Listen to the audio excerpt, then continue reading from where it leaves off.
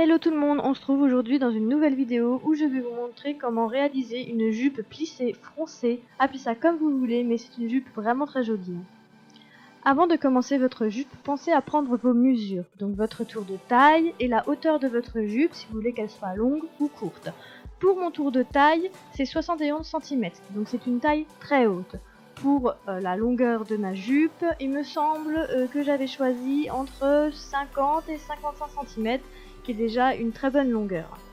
Pour le pan de la jupe que j'ai découpé, la longueur est de 2,89 m, donc n'hésitez pas à prendre un tissu vraiment très long pour avoir un max de fronce. Quand vous avez fini de découper toutes vos pièces, vous allez faire donc votre point de fronce.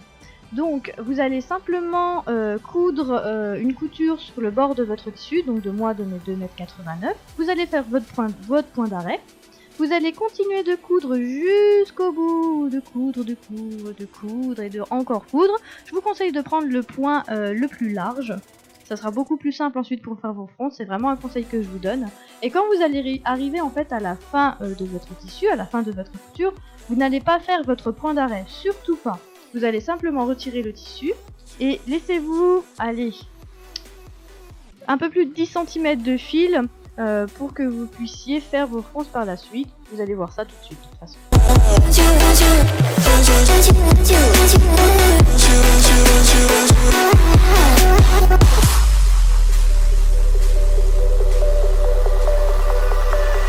Et c'est là que c'est la partie la plus longue et la plus délicate à faire de ce type de jupe. Ce que vous allez faire, c'est que vous allez prendre le fil coulissant de la couture que vous avez fait, car vous n'avez pas fait de point d'arrêt tout simplement. Donc vous allez tirer le fil coulissant et vous allez faire glisser en fait le tissu sur ce fil coulissant. Donc faites-le petit à petit, sinon le fil risque de casser. Ça peut arriver si vous avez fait peut-être aussi des points beaucoup trop serrés. J'en ai fait l'expérience, vaut mieux du point bien large.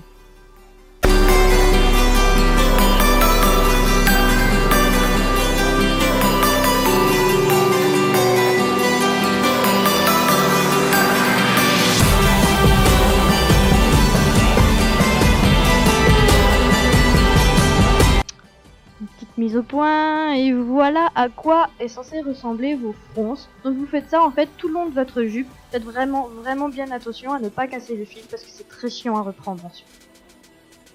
Après avoir fini vos fronces, tada, c'est-il pas trop beau quand même comme fronce, franchement, hein, on a même plus envie d'y toucher tellement c'est beau. Hein. Nous allons donc poser la ceinture que normalement vous avez découpée avant. C'est bien de découper toutes vos pièces quand même avant de commencer à coudre. C'est plus simple et ça prend beaucoup moins de temps. Donc le problème que vous allez peut-être rencontrer après avoir fait toutes les fronces sur votre jupe, c'est que votre ceinture est plus longue que votre jupe. Moi j'avais que 2,89 m. C'est pas très grave. Ce que j'ai fait, c'est que j'ai simplement un peu défoncé ma jupe. Elle n'est pas ultra foncée, elle est quand même très bien foncée, mais vous défoncez un peu la jupe pour faire en sorte que ce soit de la même longueur que la ceinture. Juste après, nous allons donc poser cette fameuse ceinture. Donc moi j'ai simplement plié ma ceinture en deux, elle fait environ 5 cm de large, de tête il me semble, oui 5 cm de large, généralement je prends tout le temps ça, c'est pas trop fin, c'est pas trop épais, c'est parfait pour moi. Et vous allez simplement poser donc votre ceinture sur votre jupe.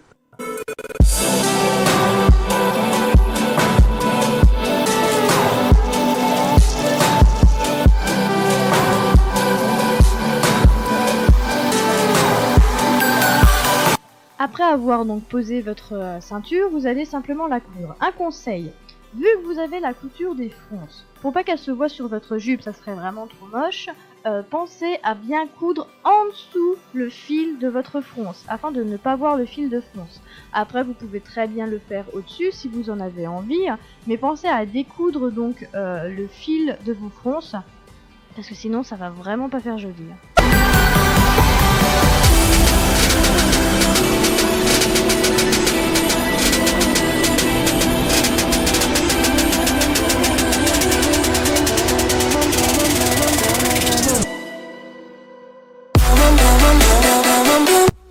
Donc voilà à quoi est censé ressembler donc votre petite ceinture. C'est plutôt joli et on voit vraiment pas la couture de fronce. J'ai fait en sorte de pas la voir comme je vous ai expliqué juste avant.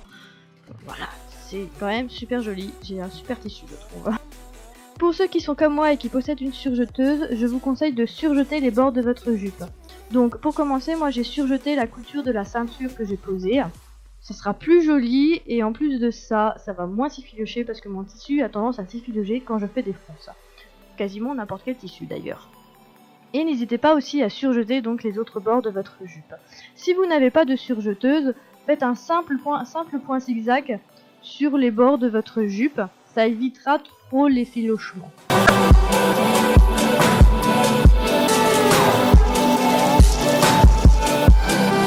Nous allons ensuite passer à la fermeture. Donc il faut poser bien une fermeture sur votre jupe si vous voulez qu'elle se ferme. Moi vous voulez qu'on voie vos fesses, mais je ne suis pas sûre. Donc c'est une fermeture de 15 cm. Si la caméra veut bien faire une sur moi, voilà, c'est plus mieux quand même. Donc c'est une fermeture de 15 cm. Vous pouvez très bien prendre plus long ou plus court si vous en avez envie et si vous le sentez mieux. Donc moi j'ai un peu ma petite technique pour poser les fermetures. C'est que déjà je les pose à la main uniquement. C'est une question de préférence. Après vous pouvez très bien les poser à la machine à coudre. Je ne pense pas que vous verrez dans des vidéos me voir poser des fermetures à la machine à coudre. Je trouve ça plutôt compliqué et plutôt pénible.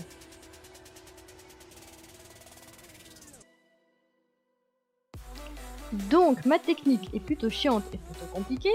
Ce que je fais, c'est que vous voyez ma jupe est à l'envers là. Je fais donc un premier pli, je fais comme si j'allais poser tout simplement ma fermeture. Et en fait, pour éviter que les coutures se voient, tout simplement, c'est que je vais laisser, on va dire, ma fermeture posée sur mon tissu, mais je vais déplier mon tissu qui est plié en deux. Et ensuite, je vais coudre ma fermeture. Ça se voit mieux à la caméra, donc je vous laisse regarder. Mais si vous en avez vraiment envie, je vous ferai une vidéo où je vous montre comment je pose mes fermetures.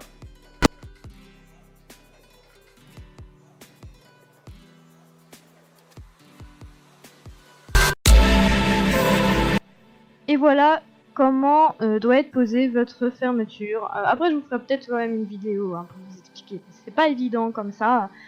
Et ensuite on a juste à fermer notre jupe pour éviter de voir nos fesses.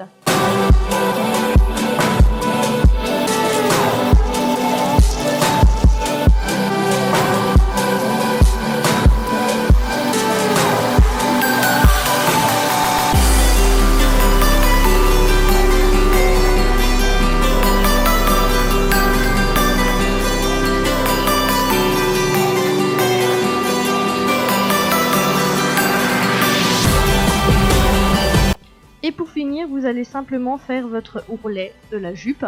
Donc un double ourlet, je l'avais déjà fait auparavant dans une autre vidéo. Donc vous pliez une fois et vous pliez une deuxième fois. Puis voilà, vous avez juste à coudre votre ourlet.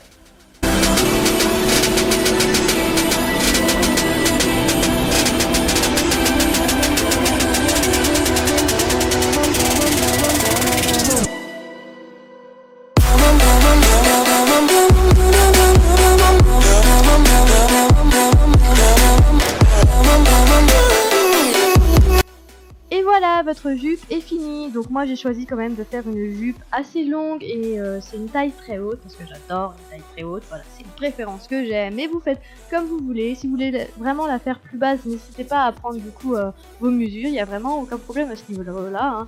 La technique est la même. Il y a juste les mesures qui changent. Donc j'espère que cette vidéo vous aura vraiment plu, qu'elle vous aidera encore par la suite de votre découverte de la couture peut-être.